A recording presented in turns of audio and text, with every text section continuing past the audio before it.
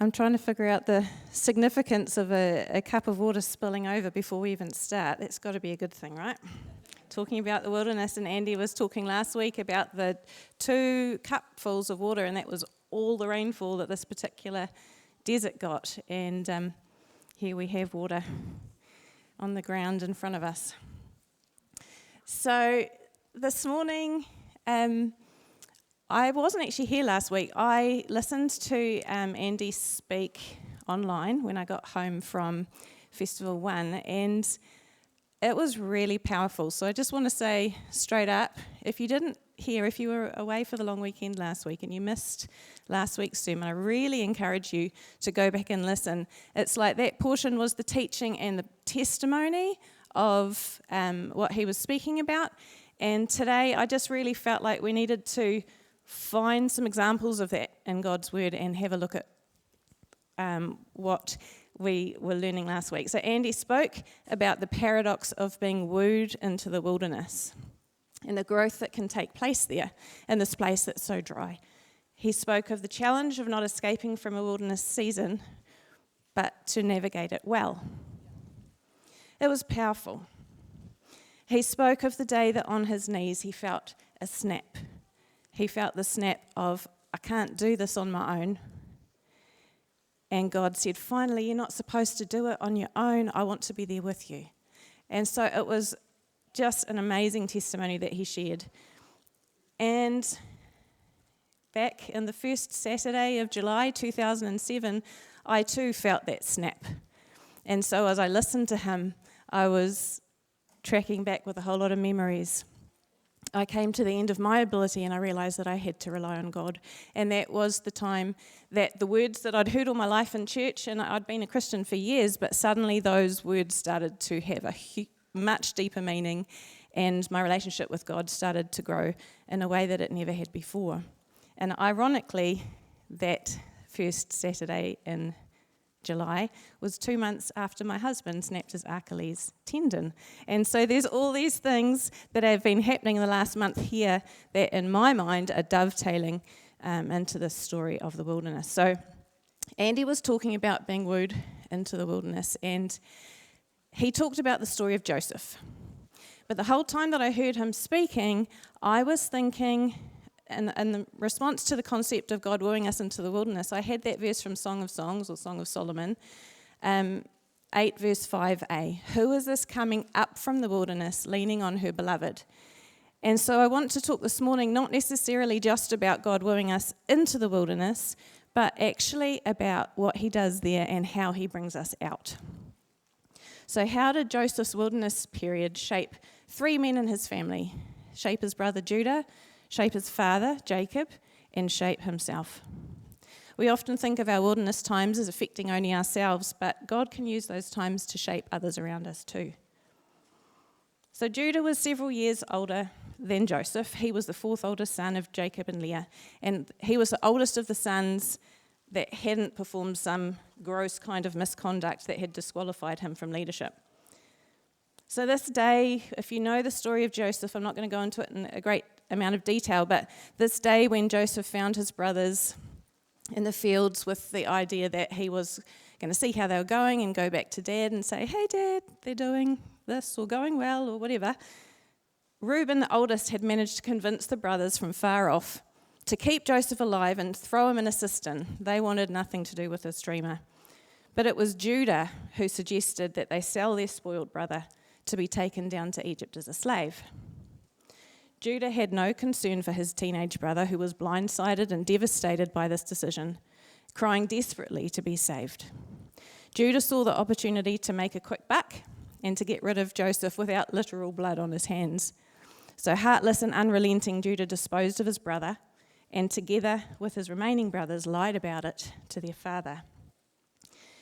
Now, I did a little bit of study about 10 years ago, and this looking at this portion of the Bible in the Hebraic as well as in the English, and there's this really key little phrase here. The words that the brothers used as they presented the bloodied, unmistakable robe to Jacob were hakana, which means please examine or recognize this. So they took this obviously Joseph's coat to their dad and said, "Recognize this." Then if you've read the story of Joseph, there's this seemingly unrelated chapter that seems to interrupt the story. So about this time, maybe already at this point, Judah had moved down near the Dead Sea and married a girl, and they had 3 sons together. Judah, in time, found a wife, Tamar, for his older son, and they married. But was evil in God's sight, and he died before they had children. So in those days, as you may remember from the story of Ruth, if a husband died, the nearest relative would take the wife to be his own, and their first child would continue the line of the deceased husband. This man was called the kinsman redeemer. Kinsman, closest family member. Redeemer, making up for what had been lost in the family. So Judah instructed his second son to marry Tamar, but Onan, the middle son, knew that Tamar's first son would carry name. So he made sure that Tamar did not get pregnant. Genesis says that he was evil in the Lord's sight, so the Lord put him to death too. So here we have Judah, the father of 3 sons. The youngest is not old enough to marry yet, but he's the only son that Judah has left. What does he do? He sent Tamar home to her father's house, promising that his youngest would marry her when he was old enough. But when the son was grown, Tamar was left as a widow. Judah didn't follow through on his promise. It would have been a challenging thing for Judah. He knew what the right thing to do was, but to give Tamar to his youngest son put his legacy at risk. 2 of his sons had died married to Tamar. What if he lost his youngest son too? He would have lost everything. Was Tamar to blame? Well, he couldn't risk his only son to find out. So after a long time had passed, Judah's wife died and Judah grieved for her. And when he went up to shear the sheep, Tamar got wind of it and made a plan. She hadn't been given to Shelah, Judah's youngest, and so she set in motion a plan to give herself to the next closest kinsman, which was Judah himself. It was risky. He didn't know that it was her. Genesis 38, verse 17, he said, "I'll send you a young goat from my flock. Will you give me something as a pledge until you send it?" she asked. He said, "What pledge shall I give you?" "Your seal and its cord and the staff in your hand," she answered. So he gave them to her and slept with her, and she became pregnant by him. And after she left, she took off her veil and put on her widow's clothes again. So after that, Judah had his friend try and deliver the goat, but the guy couldn't find this woman who had been on the side of the road. And then in verse 23, Judah said, "Let her keep what she has, or we will become a laughingstock. After all, I did send her this young goat, but you didn't find her." About 3 months later, Judah was told, "Your daughter-in-law Tamar is guilty of prostitution, and as a result, she is now pregnant." Judah said, "Bring her out and have her burned to death." Interesting. As she was being brought out, to be fair, that was completely legitimate. That was the way things were back then. As she was being brought out, she sent a message to her father-in-law. "I'm pregnant by the man who owns these," she said. And it says here, and she added, like just as an aside, "See if you recognize whose seal and cord and staff these are." The words that Tamar used as she sent the seal and the cord and the staff to Judah were Hakunah. Examine these, recognize this. Judah recognized those words. He had heard them before. They had come out of his mouth at that moment that he had carried with him in secret with his brothers for all this time. And he went, "Oh my gosh, Hakunah." He recognized those words and said, "She is more righteous than I, since I wouldn't give her to my son Shelah," and he did not sleep with her again. He realized at that moment, obviously, it was a sign of his hypocrisy of wanting to burn her to death, but it was okay for him. But actually, it started to stir. Hakunah, there was a reference here back to this terrible act that he had done those years ago. There was a significant shift in Judah this day. Judah was confronted with his own deception and hypocritical behavior, and he began to confess his wrongdoing. At this point, he only confessed about not giving his son to Tamar. It's really important to know that we know that Tamar was righteous in what she did in that culture. One of her twins from this pregnancy carried the lineage of King David and of Jesus, but she obviously didn't know that at the time. She was just determined to fulfill her role in carrying on the legacy of Judah's family, despite two massive setbacks. So chapters 39 to 41 continue with the story of Joseph until the famine is 2 years in, and the brothers go down to Egypt to buy grain, and a most unexpected chain of events begins to unfold.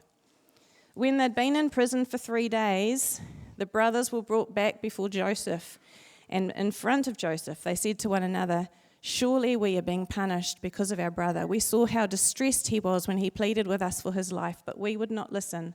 That's why this distress has come upon us." So they're holding what's going on for them against the sin that they had committed with Joseph 22 years earlier. Reuben, the oldest, blamed the others here in Egypt. He's like, "I was going to keep him alive. You guys sold him." And when they were home again and they told their father that they had to take his precious youngest son, Benjamin, down to Egypt, Reuben offered for Jacob to kill 2 of Reuben's own sons if they didn't bring Benjamin back safely, which Jacob declined. Reuben was again showing himself to be unwise and unfit to lead the family, even though he was the oldest. Perhaps he was even following some of the Canaanite gods with that concept of, "I'll sacrifice my children," because that was some of the things that happened in that land. But over time, they ate through the food and the situation was getting dire. And this is when Judah stepped forward and we see this change in his character. So when they had eaten all the grain they had brought from Egypt, their father said to them, "Go back and buy us a little more food." Judah said, "The man warned us solemnly, 'You will not see my face again unless your brother is with you. If you will send our brother along with us, we'll go down and buy food for you. But if you will not send him, we will not go down, because the man said to us, 'You will not see my face again unless your brother is with you.'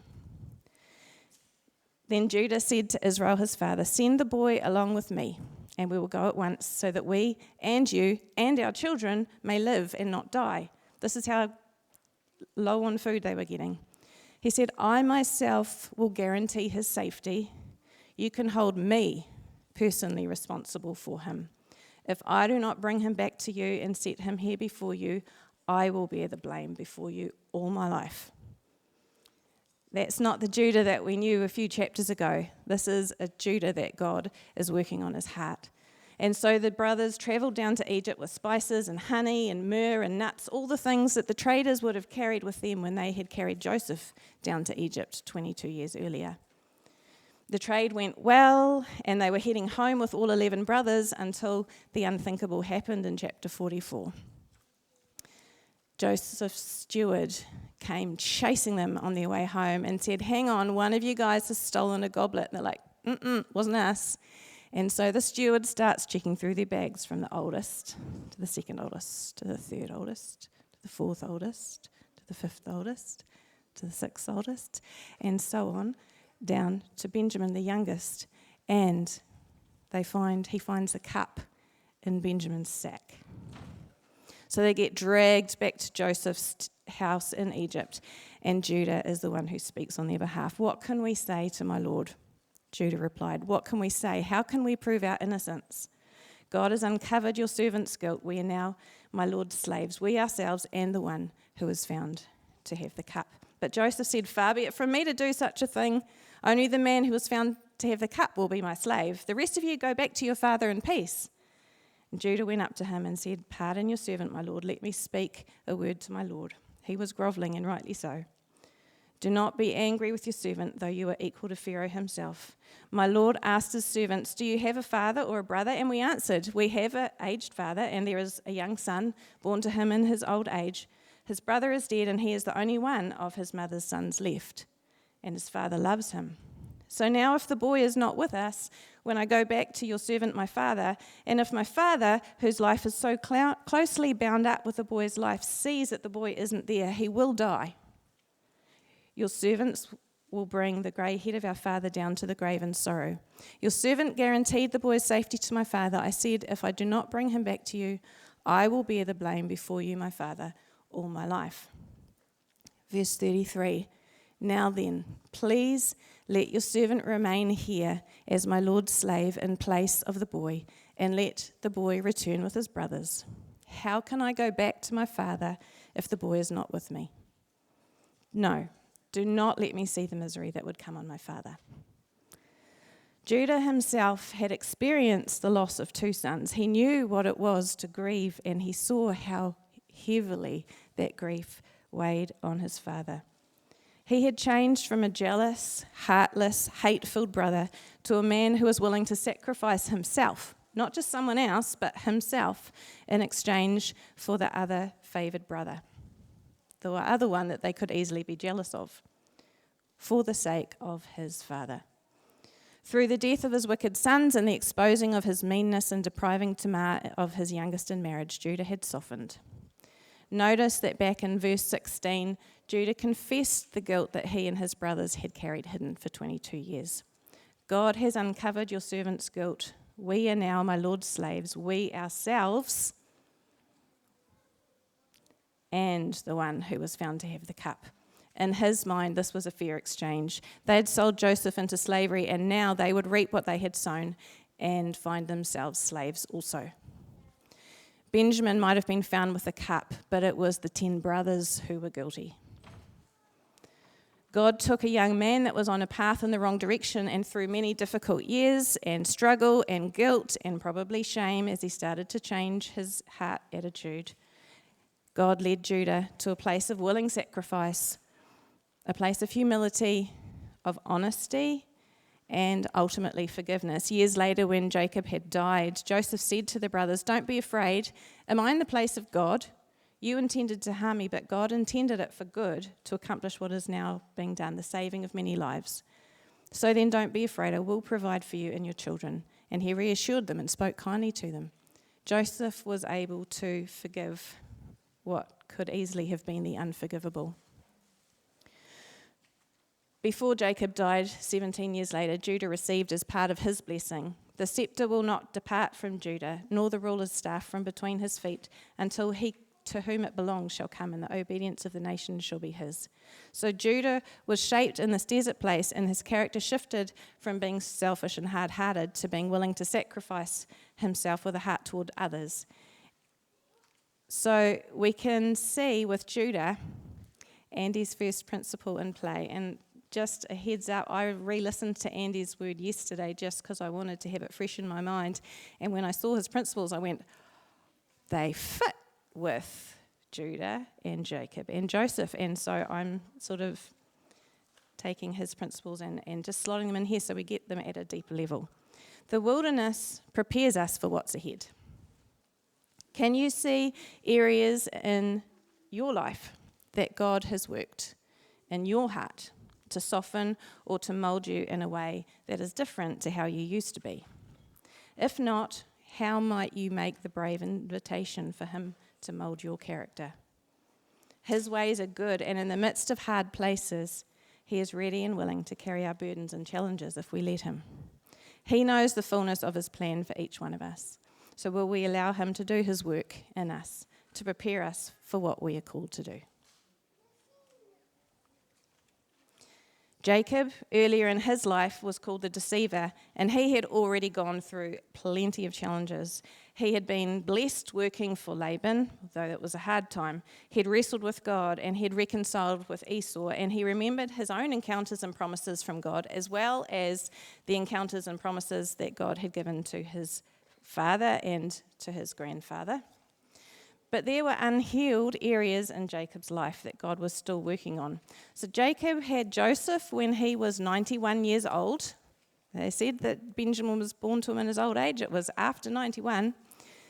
The majority of life was behind him now. He was well over 100 years old, and yet God did not stop working in him. So whatever your age here this morning, I hope that you find some encouragement. We've got Jacob, the young man, who was transformed as he walked his journey. And we have Jacob, that, he had amazing history with God, and God still had more. God had more blessings and encounters ahead for him. Jacob held tightly to the 2 sons that he had through Rachel, his beloved. And when his 10 sons presented him all those years ago with the torn and bloodied coat of Joseph, he failed to recognize the deceit or to see the resemblance to the way that he had deceived his own father to take his brother's blessing when he was young. He too was actually reaping what he had sown. But the grief of losing Joseph was heavy. Jacob didn't give his hurt to God. He carried it himself, and the weight of it was crushing. But that wasn't the end of it. When Simeon was left down in Egypt, Jacob considered him as good as dead. If he was going to become a slave, well then he would die down in Egypt too. So Jacob added the injustice of the loss to his list of grief. But then they were running out of food again. I can imagine that Jacob was waiting and hoping for a break in the drought. He was probably praying, hoping that God would come through for him as he had before. But instead, he was confronted with a horrendous decision. Let his precious youngest son, Benjamin, go down to Egypt with his brothers, or run out of food and lose the entire family. So letting go of his youngest son was the worst possible outcome for Jacob. And yet, when he was pushed to the very limit of survival, and it took pushing to the very limit of survival for all of his family, he finally let go. Genesis 43:11, then their father Israel said to them, if it must be, then do this. Put some of the best products of the land in your bags and take them down to the man as a gift. A little balm and a little honey, some spices and myrrh, some pistachio nuts and almonds. Take double the amount of silver with you, for you must return the silver that was put back into the mouths of your sacks. Perhaps it was only a mistake. Take your brother also and go back to the man at once, and may God Almighty grant you mercy before the man, so that he will let your other brother and Benjamin come back with you. As for me, if I am bereaved, then I am bereaved. Finally, Jacob placed his most precious possession in God's hands. Andy read from 2 Corinthians 6:11 last week. Paul says, I can't tell you how much I long for you to enter this wide open, spacious life. Jacob had grieved for Joseph for over 2 decades. He refused to let him go. And instead of loosening his grip on his sons, he tightened his grip on Joseph's full brother, Benjamin, until it was not only stifling Benjamin and the brothers, but it was suffocating Jacob too. Finally, he let go. If I am bereaved, I am bereaved. And then there was a pause. Everything didn't change in that moment. But unbeknownst to him, he was actually about to enter his wide open, spacious life. His heart was wasted away, and he was merely a shadow of who he had been before, until the day that God renewed his hope.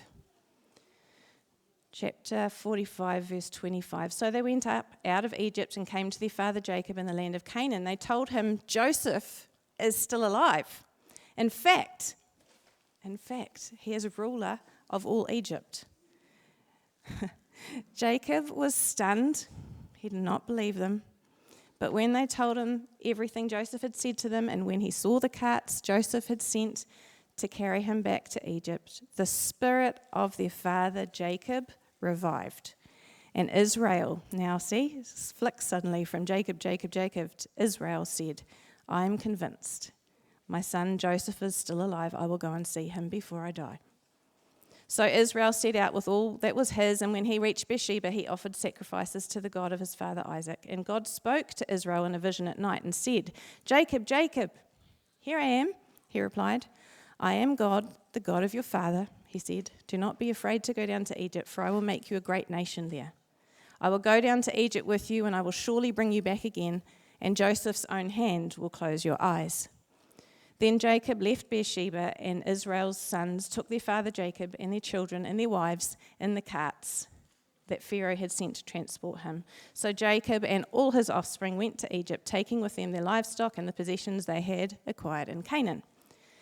Now we know, looking back, that God had a bigger plan in play here. He had already told Abraham 150 years plus earlier that he would send Abraham's family down and they would live in a land that they did not know for 400 years. It takes time for a family to turn into a great nation. So we know, looking back, going, oh, you might be coming out of a wilderness season now and there might be joy, but there's going to be some more hard times before God actually pulls you out of Egypt as a nation. The thing was that because God spoke to Jacob at this point, he and his family knew that God had promised to bring them out again.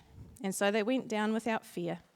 Jacob spent 17 years pouring into his favourite son as a youth and training him to steward their family and their belongings well. And he got to spend another 17 years with Joseph in Egypt, seeing him use his skills to a degree that Jacob could never have imagined in his wildest dreams.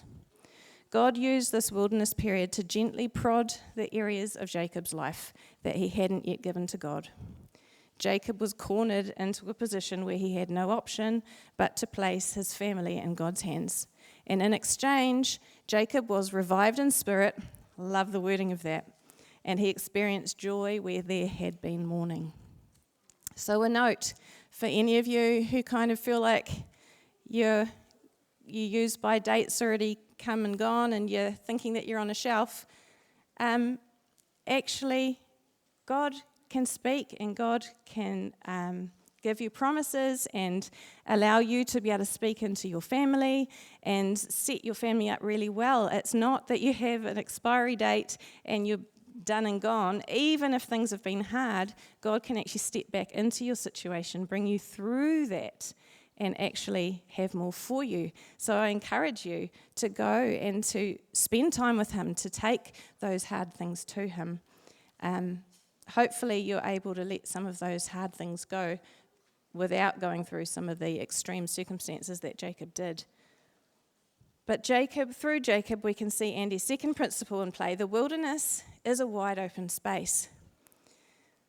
It's in our head. It's our small thinking that keeps us locked in. And so when we go before God and we allow him to renew our thinking and we allow him to speak promise into our lives, that is when we can be transformed into realizing this wide open space that we are in. Is there an area where you're experiencing hope deferred, whatever your age, and your heart is hurting? Or do you carry grief as a cloak around you, shutting out all else?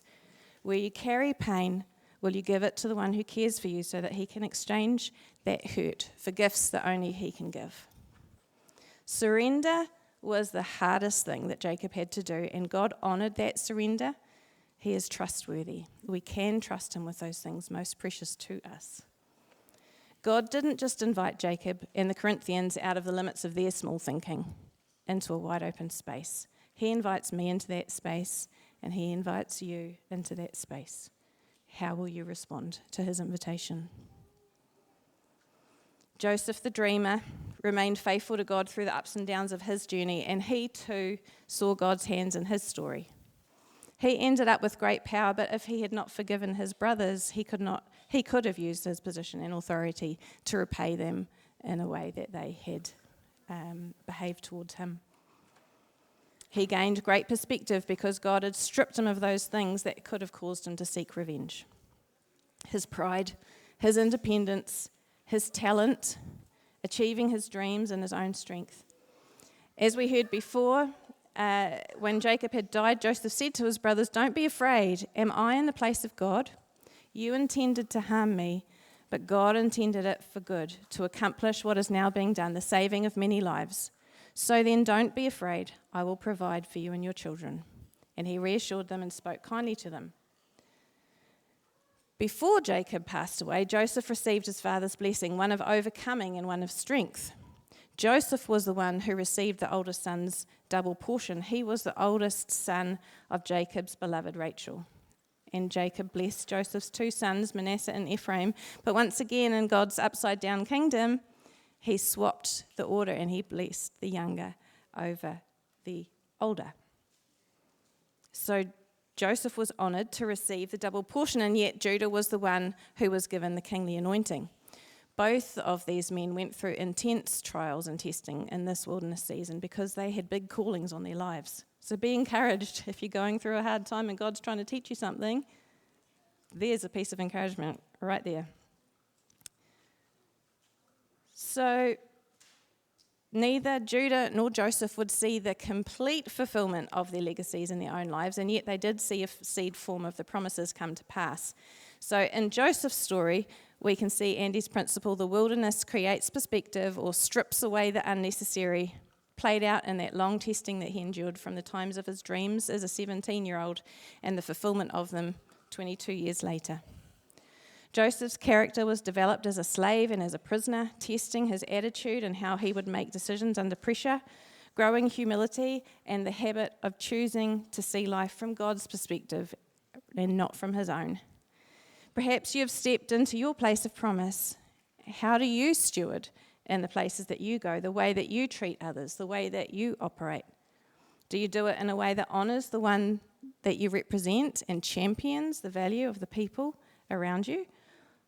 How could you surrender your influence further to God's leading? We, men and women, are the much anticipated and dearly loved bride that God is purifying and preparing for a deep relationship with his Son. God in his wisdom knows for each of us areas that need healing. He knows just exactly the circumstances that would cause us to lean on him, to cause us to realize how much he loves us. So this brings me back to Song of Songs 8, verse 5a. Who is this coming up from the wilderness, leaning upon her beloved? We talked last week about being wooed into the wilderness and how God draws us there, but he doesn't draw us there just to make us miserable. He draws us there that we may come out leaning on him, leaning on our beloved. Just after that verse in Song of Songs, we read about a passionate love that can't be quenched. In verse 6, place me like a seal over your heart, like a seal on your arm, for love is as strong as death. Its jealousy unyielding as the grave. It burns like blazing fire, like a mighty flame. Many waters cannot quench love. Rivers cannot sweep it away. That love, that is the love that is formed in the wilderness. Does God woo us into the wilderness? Yes, he does.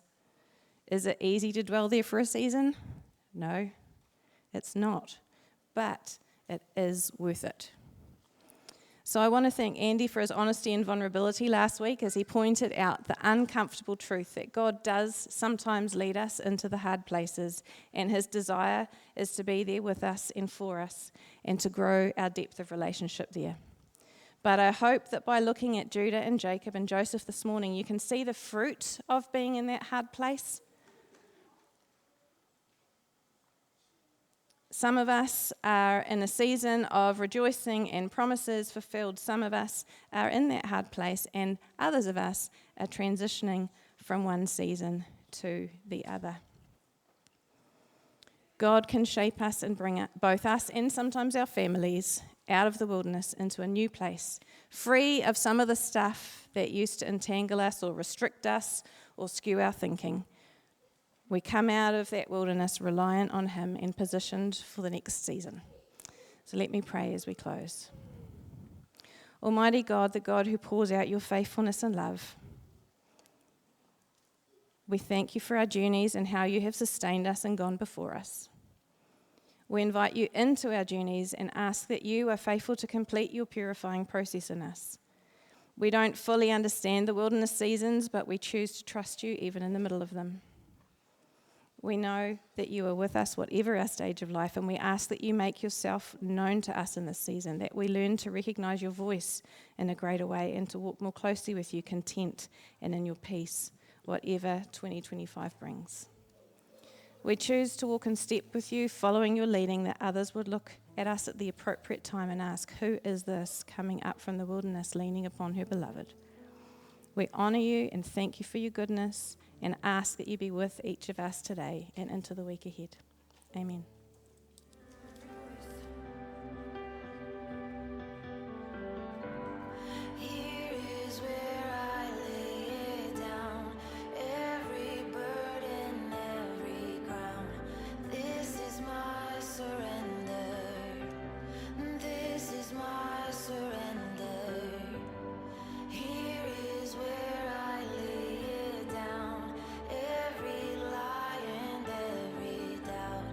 This